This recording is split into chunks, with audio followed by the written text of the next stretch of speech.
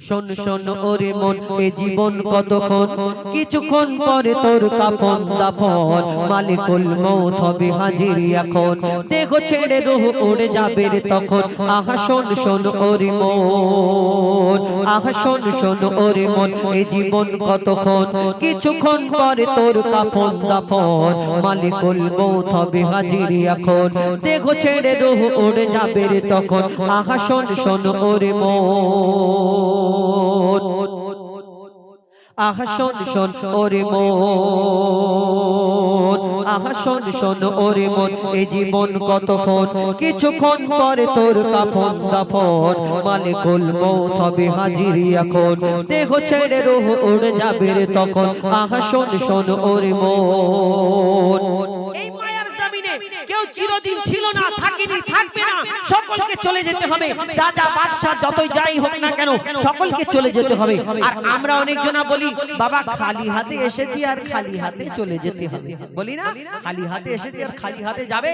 তুমি ভিতরে যখন যাবে তখন বুঝতে পারবে খালি হাত কি ভরা হাত। লোকের প্রতি অত্যাচার করে, জোর জুলুম করলে, কারণ জমির আল কেটে একটু তোমার জমি বানিয়ে নিলে, তোমার এই দুনিয়াতে জোর চলে বলে তুমি লোকের প্রতি অত্যাচার করলে, আর খালি হাত কি ভরা হাত।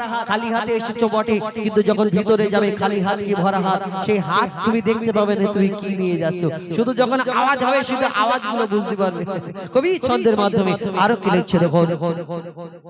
মায়া ভরা এই দুনিয়াতে কে ছিল চিরকাল হায়াতে, কে ছিল চিরকাল হায়াতে, নবী হোক আর বাদশাহ জি বিদায় নিয়েছে খালি হাতে, সব বিদায় নিয়েছে খালি হাতে।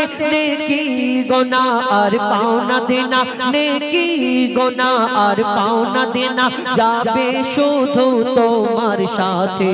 কবরে আধারে ঘুমাবি যখন, মুনকার নেকির সে ডাকবে তখন, সওয়াল হবে তোর কঠোর এমন, খাড়া হয়ে যাবে তোর মরাগার লোম। আহা শোন শোন ওরে মন, ওহ শোন শোন ওরে মন। কোন কুকুর জান্নাতে যাবে? কুরআন শরীফের মধ্যে আল্লাহ উল্লেখ করলেন, সূরা কাহাফের মধ্যে তাফসীরকারীদের মধ্যে মতভেদ রয়েছে। কোন জন লিখেছেন 6 জন, কোন জন লিখেছেন 7 জন ছিল ওই আসহাবে কাহাফের যে জানারা ছিলেন, আর তাদের সঙ্গে একটা কুকুর ছিল। কি ঘটনা কবি ছন্দের মাধ্যমে লিখছে দেখো। আসহাবে কাহাফের ঘটনা কেহ জানে আবার কেহ জানে না, কেহ জানে আবার কেহ জানে না।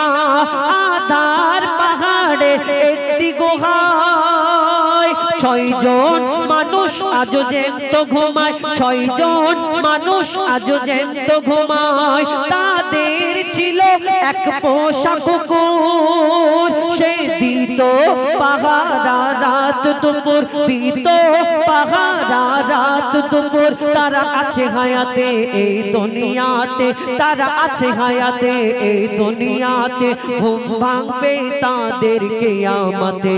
নির্জন নিঝুম নিরালা গুহায় 6 জন একসাথে আরামে ঘুমায়।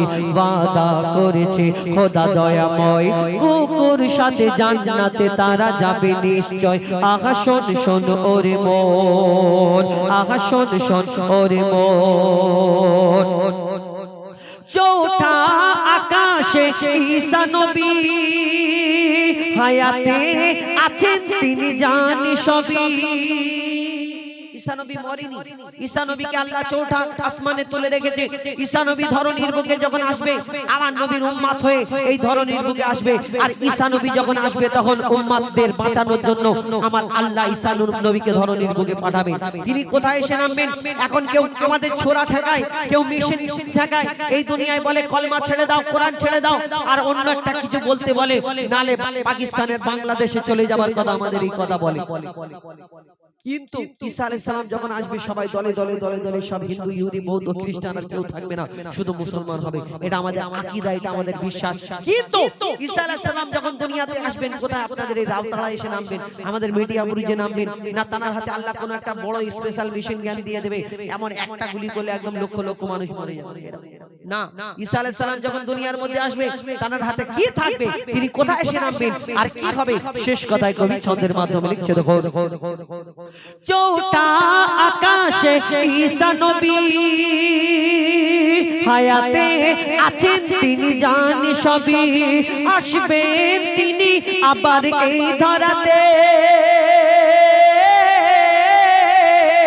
নামবেন মসজিদে আকসাতে, নামবেন মসজিদে আকসাতে, করবেন তিনি ইসলাম প্রচার, শেষ হবে বেদিনদের অত্যাচার, শেষ হবে বেদিনদের অত্যাচার, না তীর থাকবে না থাকবে তলোয়ার, না তীর থাকবে না থাকবে তলোয়ার, কোরআন হবে তার হাতিয়ার, কোরআন হবে তার হাতিয়ার।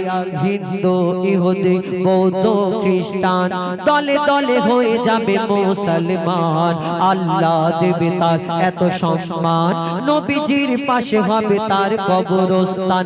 আহা শোন শোন ওরে মন, এ জীবন কতক্ষণ, কিছুক্ষণ পরে তোর কাফন দাফন, মালিকুল মউত হবে হাজির এখন, দেহ ছেড়ে রূহ উড়ে যাবে রে তখন। আহা শোন শোন ওরে মন, আহা শোন শোন ওরে মন। শুন আপনাদের সম্মুখে এবার